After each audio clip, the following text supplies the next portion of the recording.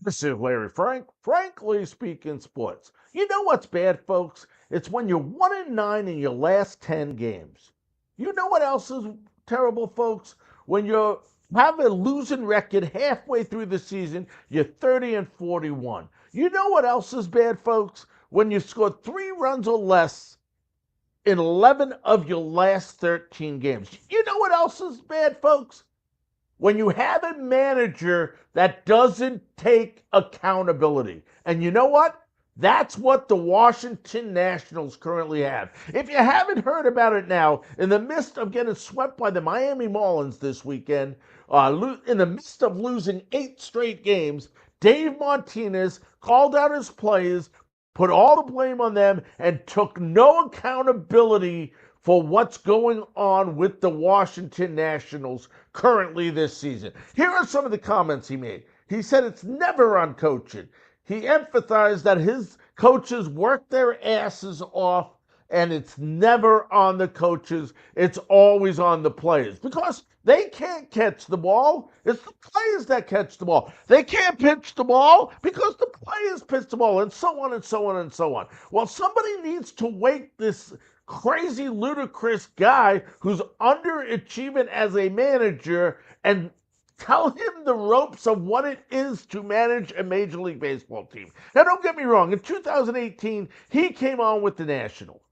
He was 82-80. 2019, he comes on, he wins the World Series. But you know what, folks? Since that World Series victory, he hasn't done crap except blame everybody else for the failure of the team. Now, he'll take credit for the World Series win, but he won't take the credit for the team failing. And that's why this man needs to be replaced in Washington, D.C. And I'll tell you what, folks, since that World Series victory, Dave Martinez is .493 and .610 as a manager throughout his career.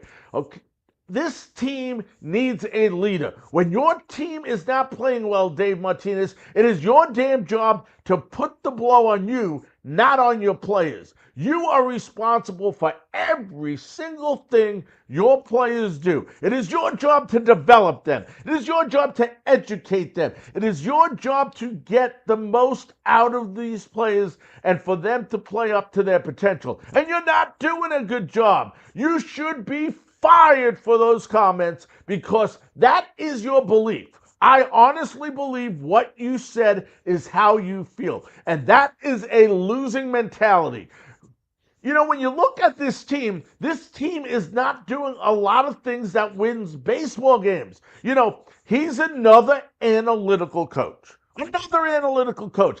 Analytics does not win ball games. If analytics won ball games, nobody would lose. Am I right? That's right. How do you lose if analytics are correct? It's impossible. So analytics does not win games. You know what wins games, Dave Martinez? Utilizing your players to their max capacity, not blaming your players for your inability to do so. And that's what you're doing here.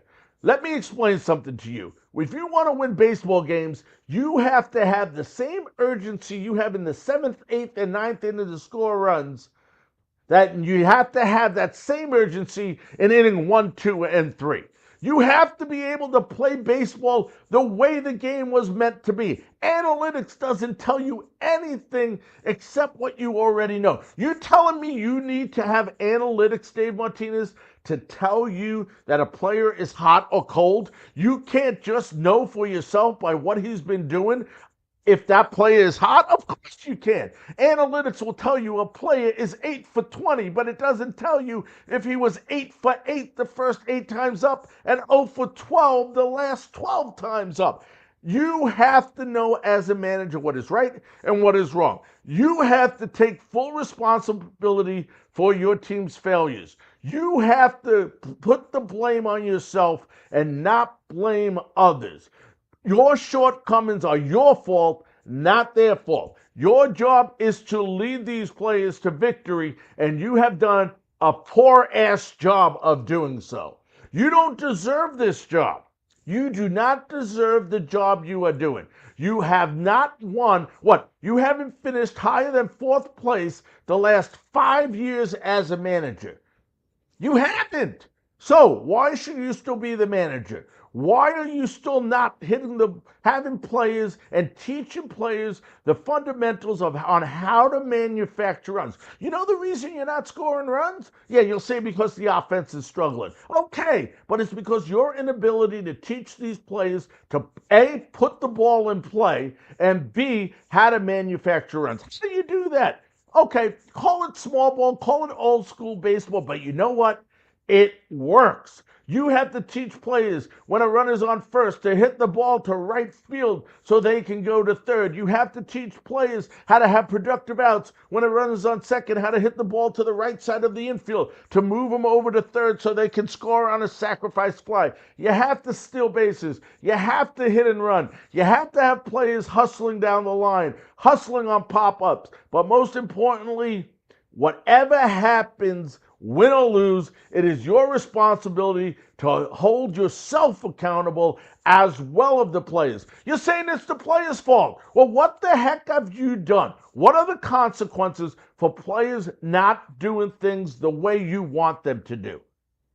What is the consequence? There is none. You're too busy saying analytics say this, analytics says that. Oh, I have to be buddy buddy with this one, have to be buddy buddy with this one, have to build relationships. And don't get me wrong, relationships are important, but you're not there to be loved. You're there to be respected. And right now, with those stupid ass comments that you made, that you don't have accountability, not only should you be fired, but the biggest problem now is that you have lost that clubhouse. These players don't want to play for you. The problem with this team is not the players.